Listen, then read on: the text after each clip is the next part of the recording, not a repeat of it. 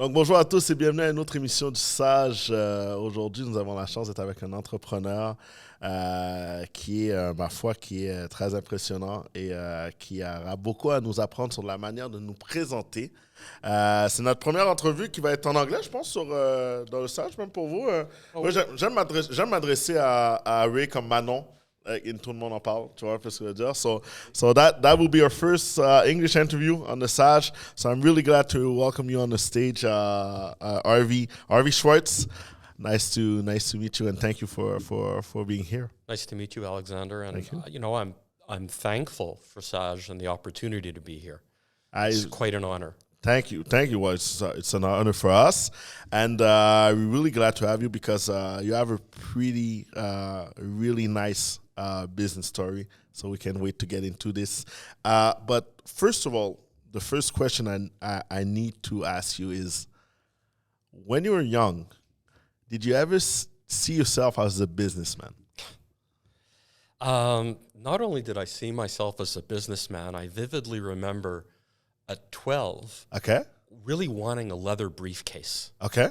I really... Okay, it started with the briefcase. Well, I knew that I wanted to be independent at a very young age. Okay.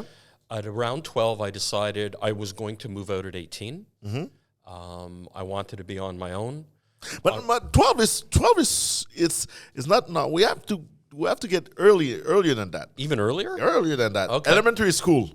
Okay. When we ask you the question, what do you want to do later? What was the answer? Well, you have to understand this was the late 60s. Okay. I wanted to be an astronaut. Okay. I still want to be an astronaut. Why not? I'm still hoping NASA will call. Did you send your resume? No, I should probably start with that. Okay, so you wanted to be an astronaut? Yep. And what did you love in that? Why astronaut? Well, I really, the whole message behind Star Trek really appealed to me at a very young age. Which was? An optimistic view of the world. Okay. That we can move beyond the world of materialism to exploration. Okay. Everyone is equal. Everyone has an opportunity. That always resonated with me.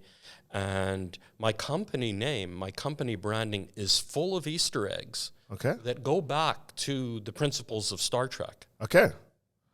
So this is something and it's crazy. The way a movie can a little bit place ourselves in a way that we want to go forward. We want to grow. Yep. So basically, it started with Star Trek.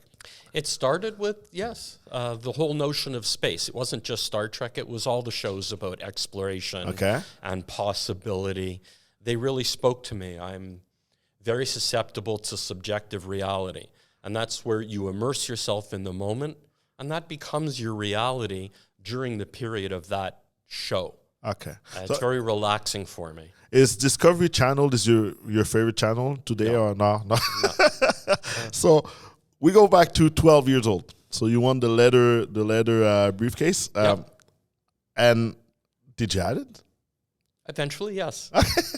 I have one here today. Okay. And let's say we go to 12 years.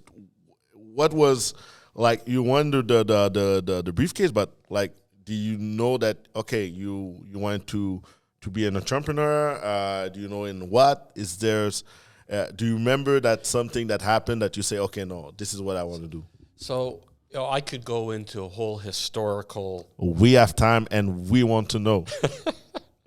Culturally, I'm biased to become an entrepreneur. It's been in generations of my family, on both sides of my family. My father not only was an entrepreneur, he's still around. He's just moved on from entrepreneurship. He's now a professor at Florida Atlantic University in entrepreneurship and small business. Okay, nice. My maternal grandfather not only was a business owner, but going back to the 1950s and 60s, his business was in his house, which was unheard of at that time. He had employees in the house. It was the whole basement of a duplex was devoted to his business with its own entrance. So those models were there for me. But what was interesting is I wanted to reject them. Yeah. I found my father worked too hard as an entrepreneur. Yeah. He owned a small retail pharmacy, Okay. a small front shop pharmacy at the time, and he was away every other weekend. And I never wanted that for myself. Okay. I grew up thinking entrepreneurship is not a life for me. I want to get a job where I'm just an employee. Okay. And but I know that there's always something that happen. Is it sometimes it's not tragic, but sometimes you lose a job or something happened. But what did happen that you tell yourself, okay, this is it, I want to be an entrepreneur? The thing that happened is,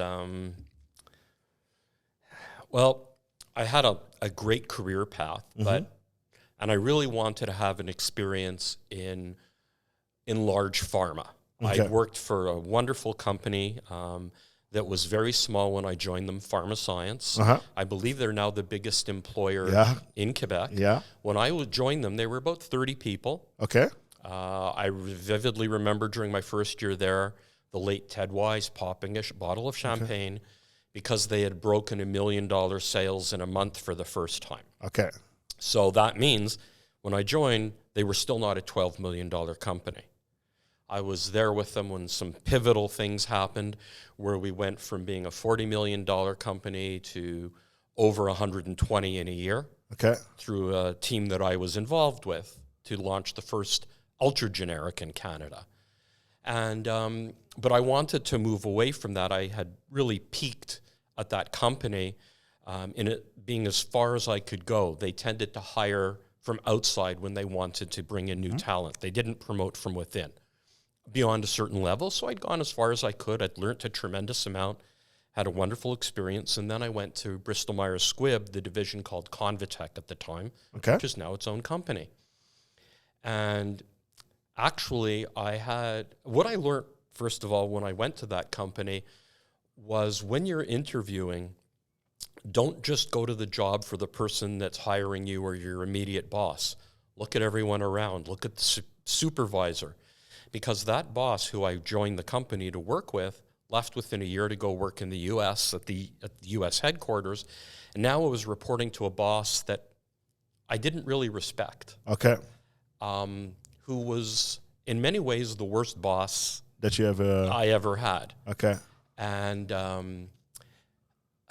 so what happened, to answer your question, is I was dealing with a lot of insecurity and prejudice. So insecurity in that in meetings, in corporate America, I always spoke my mind, and I was very quick compared to everyone else in the room to see what is going on and where we have to go. And that's something you're really good in planning.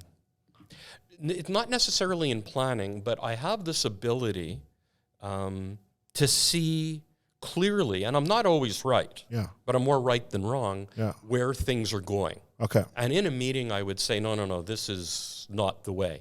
So I was in a meeting where the company had decided, and this is after I'd been there almost over 6 years, and I was the lead marketer for the biggest therapeutic area in the company, responsible for 60% of the sales. We were market leaders. We were in number one positions. Sales were like that. Okay. Everything was golden.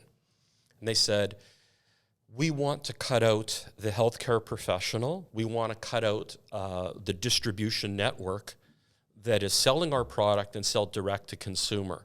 Because what the people had realized is that the distribution network was making more off the product than the company that was making the product.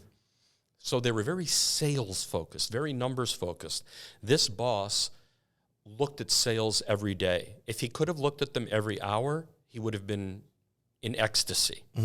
He was a numbers guy. He was actually a mathematician. This is what drove him. His motto was sell, sell, sell.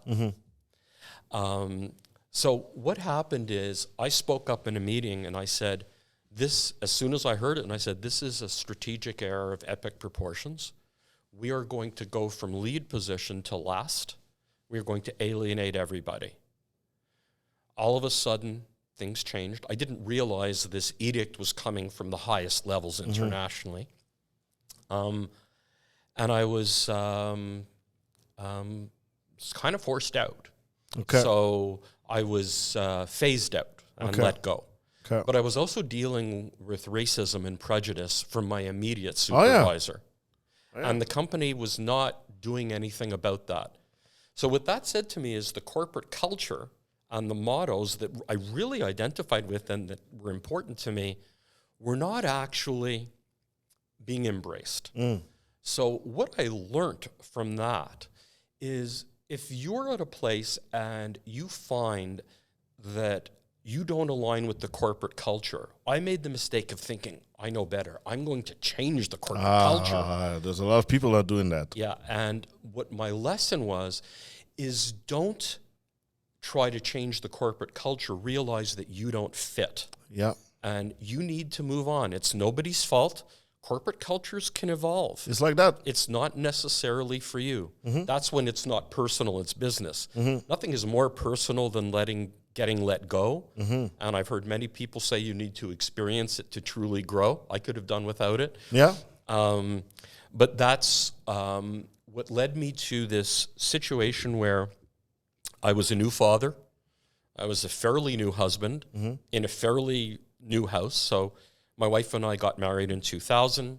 We conceived in 2001. We had a daughter in 2002. And I was let go at the beginning of 2004. Okay. So you need to find something because you have your family to feed. But I had a decent package. Okay. But let's say, I'll go back to something you said that was really interesting. You said that the boss that you had was the worst that you had in your life. What made that guy was the worst boss, and what makes a good boss?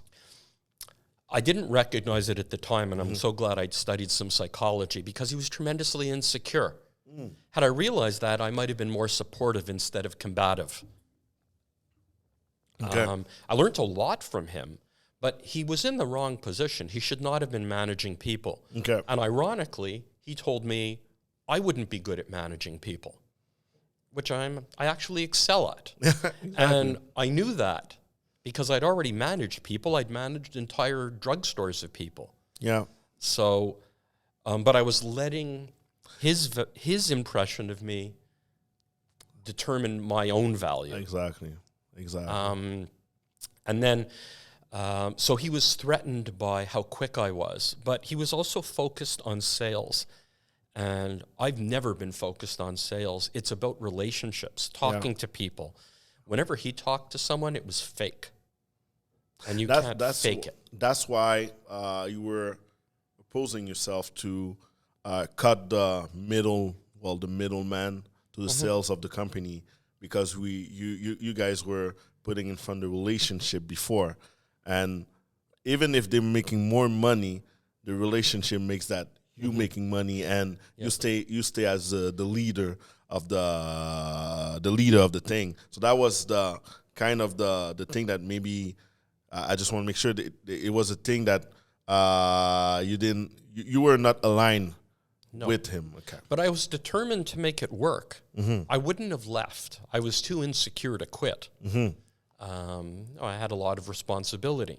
My wife had a lot of responsibility. We're equal partners in the marriage, but I was very nervous about not being able to keep up my half. And you told me something really interesting. You thought that you were a little bit victim of racism. And how did you feel that? By comments that my immediate supervisor made about my religion. Wow. And the people in my religion that were clearly racist. And how did you deal with, and this is back in 2004, and you know, as a black guy, I faced a lot of racism in my life, and it's but I think that it's really, it's interesting that we talk about racism that would not be only about black or black or whatever where you come from, but religion.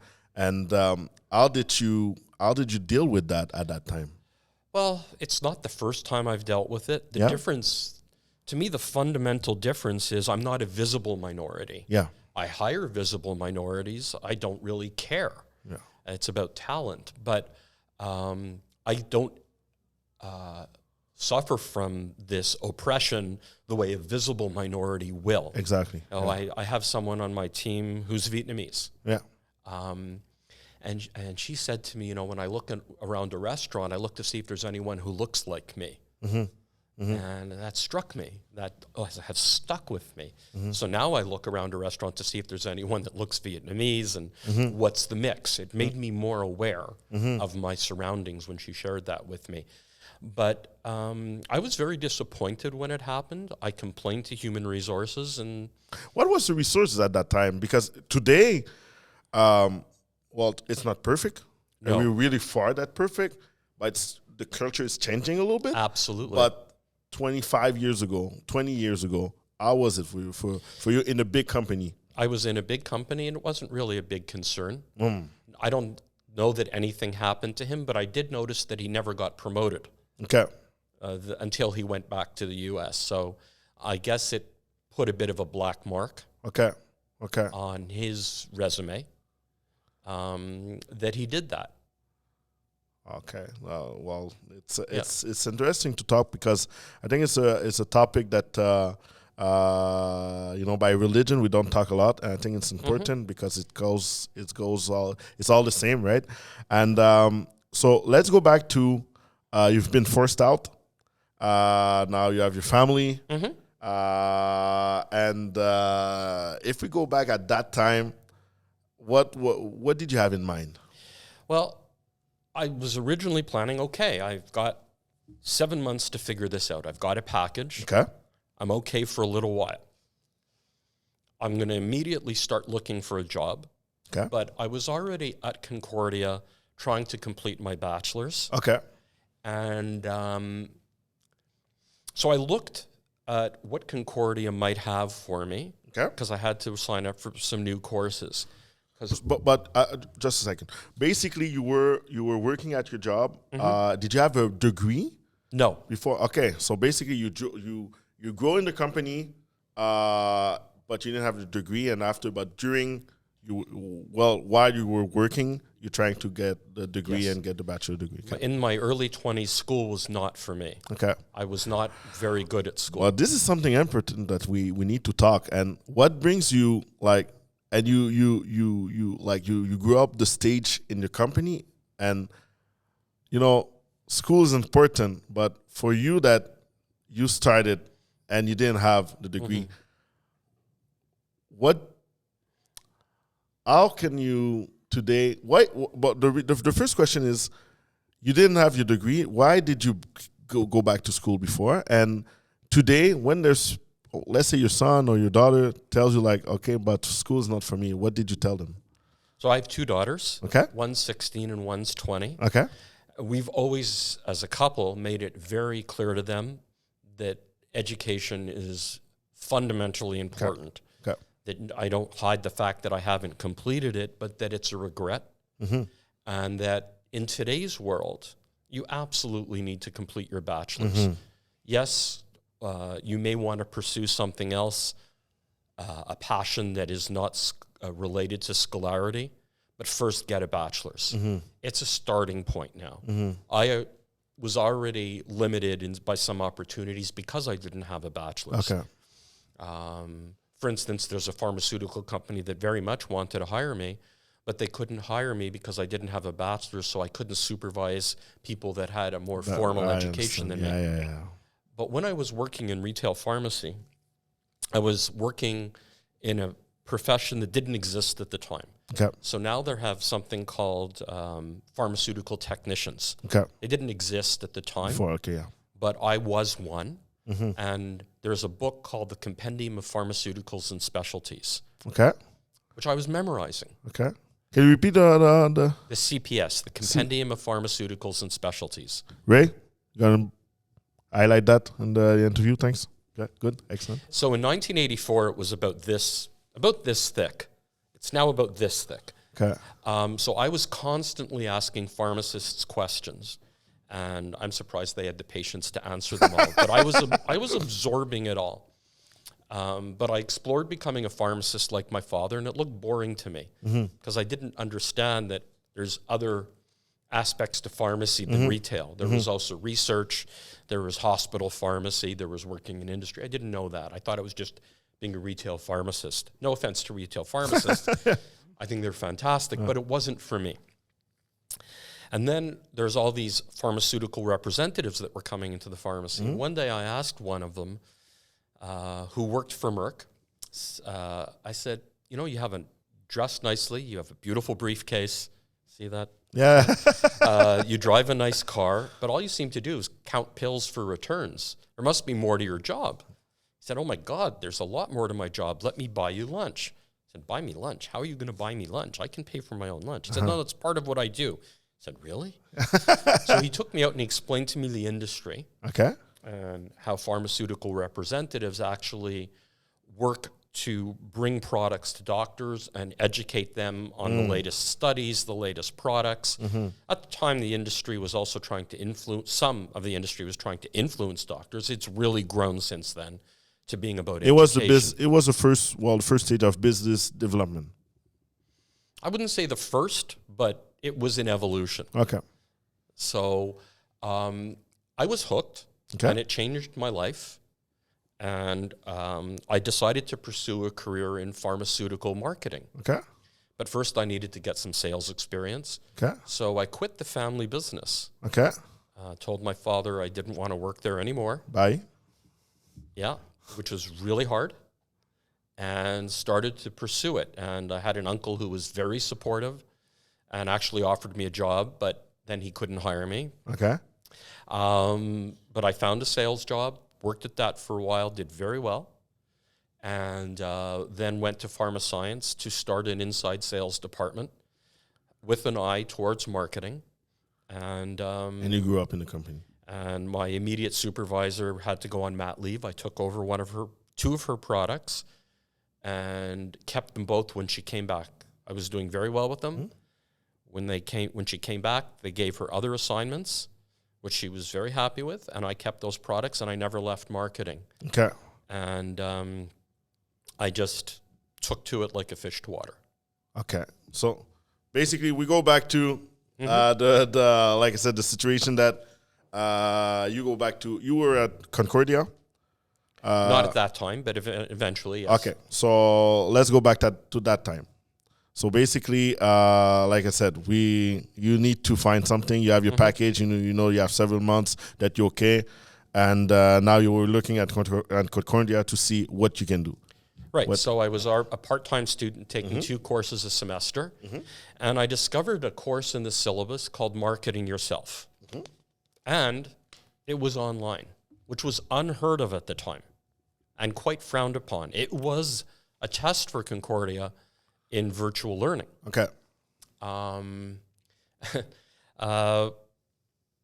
So I applied to it. I got into the course. They had one live class, the first class, where they asked for volunteers if they wanted to be interviewed by the media. So I put up my hand.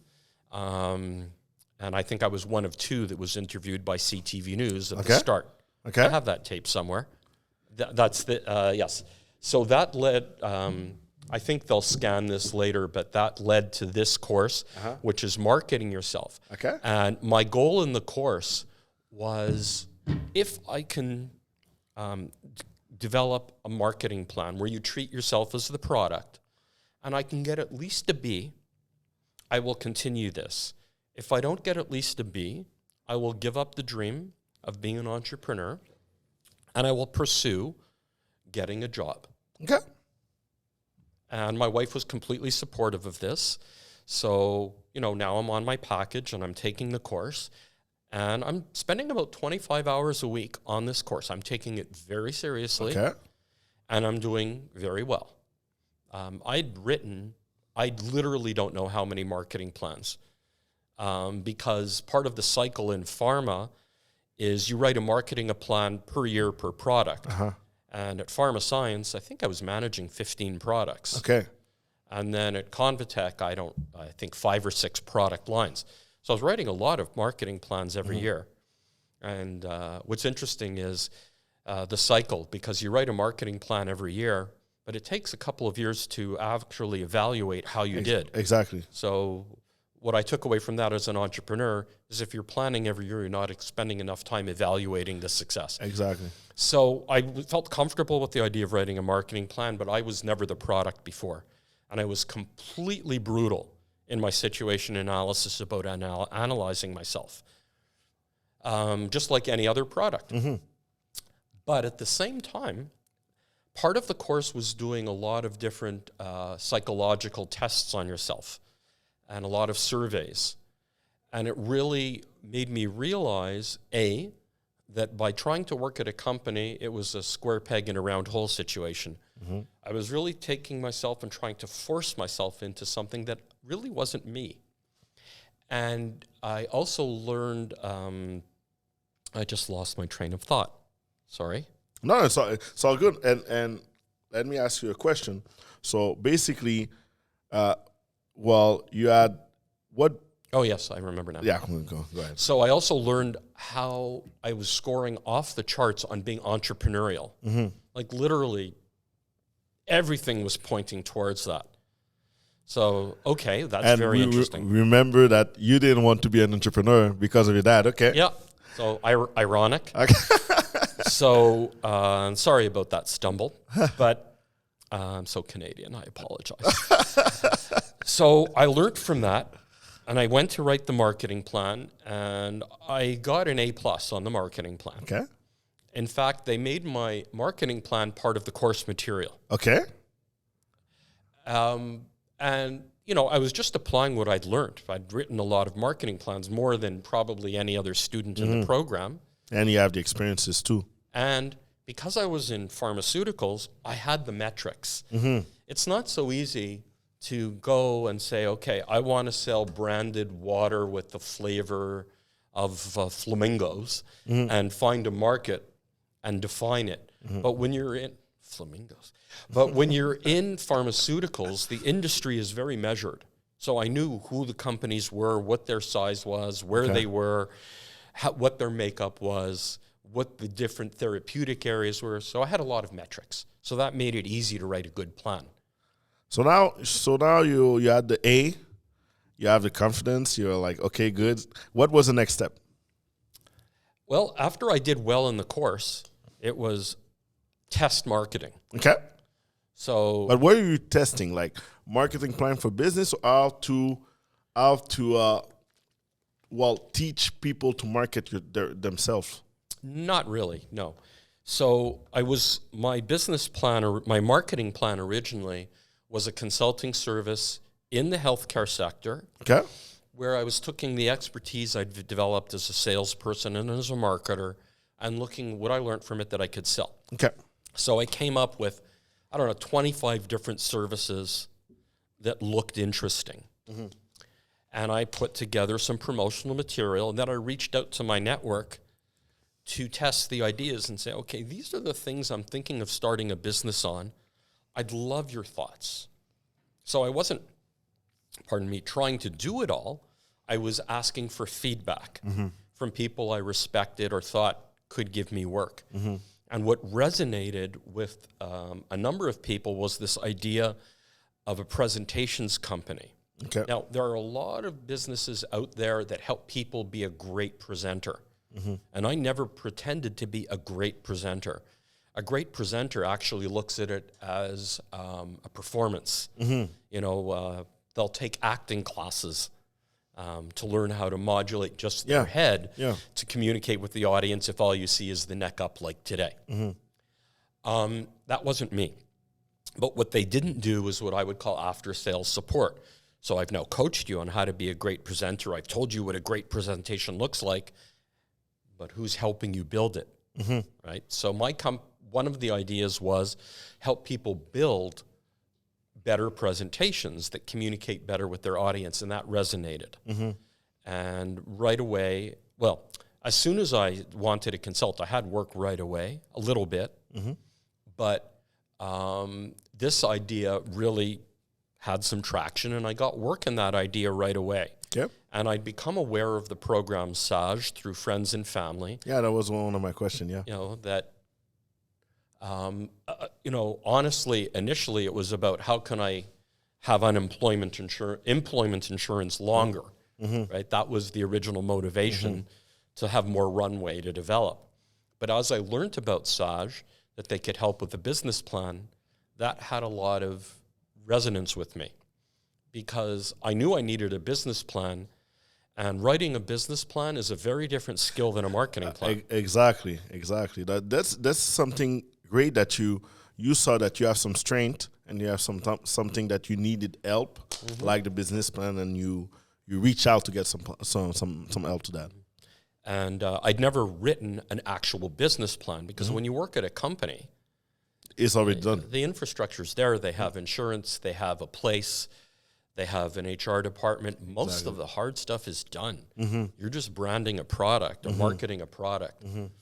This was the whole business. And I had a lot of questions about my obligations to government and how to do it right.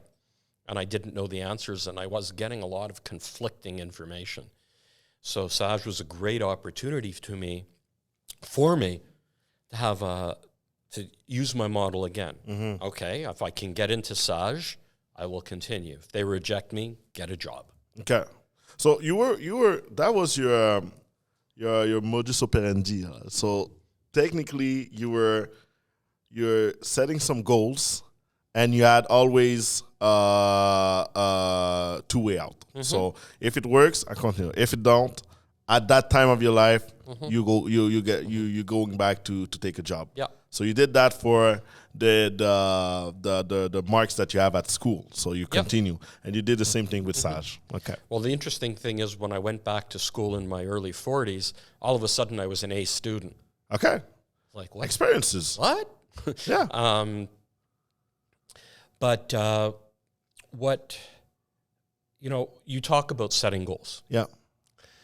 There's a discipline there's setting goals, and if you don't have a process to setting your goals, you set yourself up to fail. Of course. You have to set SMART goals. Yeah. And that's an acronym for specific, measurable, achievable, realistic, and time-sensitive. So when I set the goals, I used the SMART acronym to say if I can do this by this time in this way, I will continue. Yeah. So getting into SAJE was one.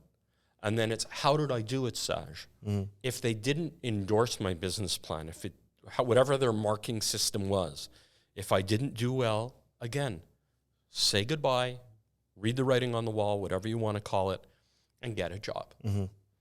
But by then and this is the beautiful thing about SAJE, is you can earn and have an income while you're doing the SAJE program. It's really impressive. I didn't have to worry about disqualifying myself from EI by earning. Yeah. And that was important because I had people who were ready to work with me. Yeah. And the other thing I did is as I worked, I got a mandate. I got paid for the mandate. I bought a computer. Did another mandate, got paid for the mandate, bought a fax machine, copier. Every time I got paid in those first 2 years, there was an investment back in the company. Of course, yeah. Because I was self-employed, working out of my home, but I was building something. And now you created Engage Presentation. Correct. And why that name? How does it come from? And it's been now, if I'm calculating, it's been 15 years now. I think longer. Longer? Yeah. And 17. 17. And but who's counting? No. And when you see, you gave me your card a little bit earlier. I have one for everybody here. Oh, good. Excellent. For Ray, which is Manon, from Tout le monde en parle. And how can you explain the proud feeling that you have when you give that card? Gee, I don't. You don't? I don't, no. I don't have a proud feeling when I give the card. I don't have a sense of achievement. Okay. Every year, you hit your sales numbers. You're starting from zero. Every year is year one. I'm proud of the team that I have and their work. And I love what I do, and I love the clients that I work with. But I can't say that I hold this up and go, yeah, I made it. No, I don't have that feeling. Okay.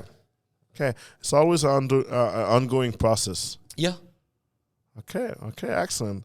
And you said something really important that I think as an entrepreneur we don't talk a lot. Our surround system. Our support system, and you told me that you have your wife that supports you. How important is that to have that support system around an entrepreneur to make things work? Well, in my case, my wife is a chartered accountant. Okay. So she's also my business partner. Mm-hmm. And if I didn't have my wife on my team, I don't think I would have succeeded because I don't know if I could have afforded her expertise when I was starting out. Okay. And I will say this, working in Quebec, you really need to have an accountant. Quebec makes it incredibly hard to meet all the obligations of a business. They do everything possible. I mean, SAJE is a Quebec program, Emploi Quebec, fantastic.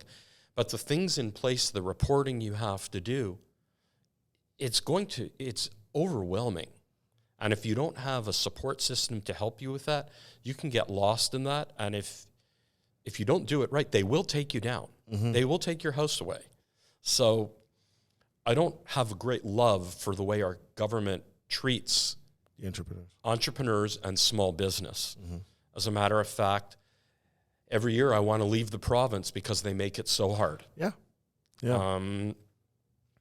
What was the question, though? My question was how important is to have support system. The support system. It's crucial. First of all, you need to have good clients. You need to build a team that you can trust and delegate to. And you have to have a support system. Professionals that you can trust implicitly, because you can't do it all yourself. So as much as I wanted to avoid having a lawyer, you need a lawyer. Mm-hmm. Mm-hmm. Especially if you want to incorporate. Mm-hmm.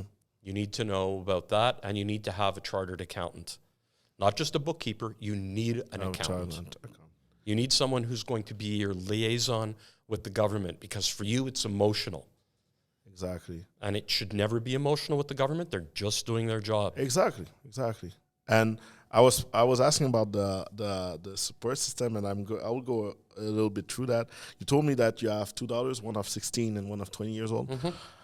And I think it's really important because there's mental health, there's a lot of things going on. Mm-hmm. And how is it to be an entrepreneur and a father? Well, it's ironic. So for 10 years, I worked out of the home while they were growing up. And I thought I'm always there for them. And when you ask them now, no, we were afraid to make noise. You weren't there. You might have been in the house, but you weren't there for us. You were focused on your work. Wow. So, there was some irony in that for me. But being an entrepreneur allowed me to be in control of my schedule. Okay. And it gave me opportunities, and they don't realize it because they don't remember me working for a company that I wouldn't have had. But when I worked for a company, I was on the road 60% of the time, visiting with clients. So, I loved air travel. It was different. But I loved working with the clients and the relationship building. But I was away a lot. And I was working nights and weekends. So I would have been an absent father. I do believe I was a present father, and being an entrepreneur allowed me to own that. And I know it's not always easy. This is a question I always ask, because before being an entrepreneur, you're a human being. So I think that it's important to talk about that. But I need to take the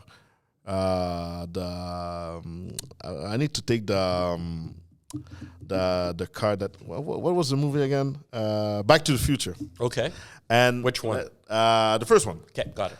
Let's say we're going back in that car, and we go back to that situation that you've been forced out at your job, and you meet yourself a little bit young, a little more younger, and you can you can tell one sentence to young Harvey. What did you tell what can you tell, or what do you want to say to young Harvey? So this is the point where I've lost my job? Yeah. I guess it would be, this seems like the worst thing that ever happened to you.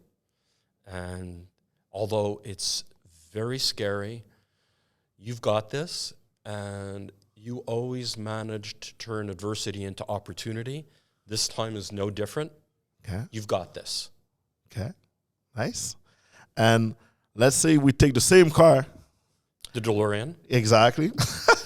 Yeah. And we going 10 years from now. In the future? Yeah. 10 years from now. Okay. Where is Harvey? Where is Engage Presentation? What are you doing? Well, I hope in 10 years' time, I'm sort of being in health. the president. Well, yes, of course. Yeah.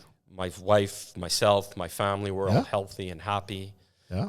My daughters are very happy with their lives, and they have people that support them and lift them up that my wife and I can love.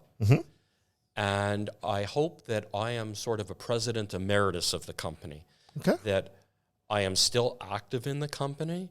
I still have a role to play, but it's consultative. Okay. That a couple of people in the company, you know who you are, have taken it over, and they're running it, and I'm a consultant there. Okay. So I'm still involved in it, but I'm also living a life that I'm semi-retired. Okay. I don't necessarily believe in retirement. Yeah. And I believe I have a lot of value that I still haven't peaked. Of course, as it were. Well, you'll always have that as a human being, of course, yeah. But at the same time, I don't want to be working the way I'm working now. Okay. Okay. I want other people to drive, and I can take a back seat and help them and help the clients if they'll still be interested in working with a 70-year-old. And it brings me to my last question. And it's a question is really is not easy to answer, but I need to ask a question. Do you recommend to be an entrepreneur? You know, it's not for the faint of heart. And when we started in the SAJE program, the cohort I was in was 14 people. You know, they made it very clear, most of you will fail. And I sat there going, not me. But I'm sure everyone else in the room said, not me. To the best of my knowledge, there's only one other person in that cohort who is still working on their business model that they launched. And I'm not even sure about him. But most of them, I don't know if everyone embraced it the way that I did. Okay. It's not for everyone. Well, entrepreneurship or SAJE? Entrepreneurship, SAJE, not for everyone. It definitely not for everyone. It seems like the easy road. It is not easy. It's not for the faint of heart. You have to be very patient. You know, it took me, one of the clients that I identified in my business plan with SAJE took me 20 years to land. Wow. Not kidding. Wow. Yeah. And this is a person I considered a friend who, till the time was right, was 20 years later. And it's not like I was begging him for the business. That's not my style. And I'm not a salesperson. I'm a relationship builder. And I kept up the relationships because I wanted to. The other thing that I learned about entrepreneurship was that you can choose your clients.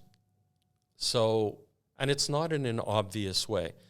So 3 times during the history of Engage, so we started out based on the advice of the lawyer, I started, and SAJE, I started out as sole proprietorship, self-employed sole proprietorship, because through the courses I learned I don't have much liability unless I do something inappropriate with my staff. I didn't have liability in product. I didn't have liability in the service I provided. So as long as I was a good employer, I didn't need to incorporate until I hit certain financial benchmarks. So I didn't for a long time. But what I learned is that as you grow your clients, sometimes they start to own you. They become so much a part of your business that you can no longer grow. So 3 times I took clients that were 60, 70, even more % of my revenue, and I let them go. I understand. That is so hard to do, to have the intestinal fortitude to have that conversation of this is no longer a fit. And when you have that conversation, they get very angry. Yeah, because they think that everything is you owe them everything. Yeah, but when you explain to them that, well, it's been great, but I can't grow, and I can actually charge a lot more than I'm charging you. Well, they don't want to pay you more. And what I learned is when someone doesn't want to pay you more, it's not about price, it's about value. If they don't value what you think you're worth, move on. Now, when I like that, when I raise my prices now, so everything I do is by purchase order. So I send out an estimate. If they want to have a conversation about price, they will. But, I haven't had a conversation about price with someone in 5 years. And in the times we're in, prices are obviously going up. But if they value your service, they look at the price of what you're providing, not at the price per hour or the price per unit. So in the 3 times that I let someone go, my prices went up, my sales went up. And so to me, with entrepreneurship, it's believe in yourself, believe in your value, but make sure that it resonates. You can't be in a tell, sell mindset. With everyone that I work with in my presentation service, it's being audience-oriented. That's a fundamental to my company. Being audience-oriented means, why are they coming? Why did you come to this podcast? What did you want to learn from this?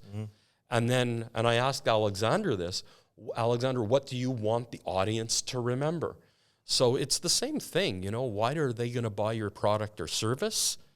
And what do you want them to get from your product and service? And if you can answer those questions and you have the intestinal fortitude, the stick-with-itness, you can do it if it's a good idea. So test marketing is very important. Planning with SAJE, suck everything you can out of that. Pump every speaker for information. Don't just go through it. Embrace it.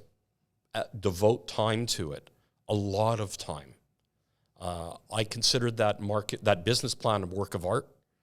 It still works today. I haven't. Theoretically, I should write a new one every 5 years. I look at it, it still works. It was tight, continues to be tight.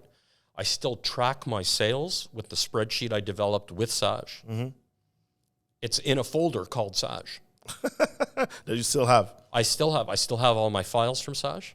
I still go back to them. I know someone, a locksmith, who's struggling to start his own business. This is what brought me to you, is I was recommending it to him. He couldn't find the website. I had to find it for him. And then I looked at the website. I went, maybe someone wants to know my story and why SAJE worked for me. Of course. And to be honest with you, it was really a quality time that I passed with you. Harvey, you're a great man, great human being. Kind. And I think that your story will touch a lot of people because I hope so. It's hard work. It's not always easy, but it's a mindset to find the opportunity in everything and still winning. Yeah. So thanks a lot for being with us today. It was really, really nice, and I hope people will look at that podcast and say, okay. I hope so, and if it helps someone, that would make me proud. I love mentoring and helping people find their way. I had someone, I know we're wrapping up, but I had some great bosses too. And the late Ted Wise was one of them, Morris Goodman. Everyone knows his name, very philanthropic family. but Ted Wise was the marketer, the consummate salesperson at the company. And when he heard I was starting my own business, and I was a former employee, he was retired at this point, he called me up. I was shocked. Why is he calling me? And he wanted to encourage me. And I was in my early 40s. He said, Harvey, I started Pharmascience with Morris in my 50s. I wish I had started it in your 40s, in my 40s like you're doing. And I know you, and I know you've got this, and you're going to do great. I believe in you. And I've never forgotten that. I wish he was still here today. But I learned a tremendous amount from him about building relationships. And I learned something from him that has never left me. When you're in a sales opportunity and you hear no, it's not the end. It's a conversation. They're still talking to you. Of course. Continue the conversation. Continue the conversation. But we salute him up in the clouds. And again, thank you. Thank you for being here. Donc, ce rap, cette émission-là, il faut que ça tourne avec M. Harvey Schwartz. Vraiment, c'est une question d'opportunité, de persévérance. Un homme de famille, un homme de valeur. Les coulisses du SAJE. Un homme chanceux. Oui, un homme très chanceux, mais apparemment, les meilleurs créent leur chance. Donc, à bientôt à notre auditoire du SAJE.